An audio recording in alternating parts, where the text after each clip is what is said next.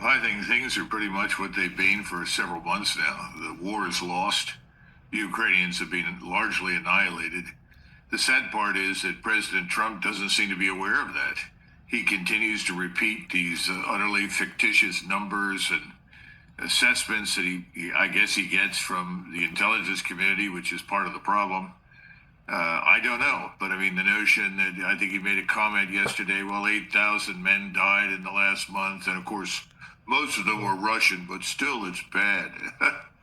The Russians have been taking losses in single and double digits now for several months. The Ukrainians are losing thousands of people every week. This is just a slaughter.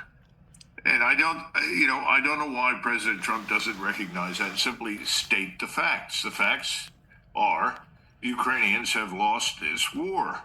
Now he can continue to rely on General Kellogg for fictional numbers, which is what he appears to be doing.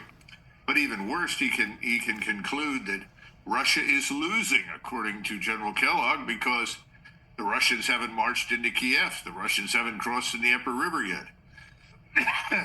It's a rather bizarre logic. There's never been any understanding in the West of certain things. Number one, President Trump has never recognized Russia's legitimate security interests in eastern Ukraine. He doesn't seem to understand that once we staged the coup in 2014, the war in Ukraine against Russians began almost immediately.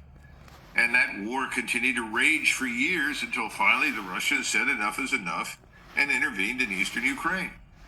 If you can't agree on the truth of what is actually going on and what has happened, how can you reach an agreement? In other words, if you come into this discussion with two separate sets of facts, what are you going to get? And the answer is nowhere. So I don't see President Trump coming out with anything.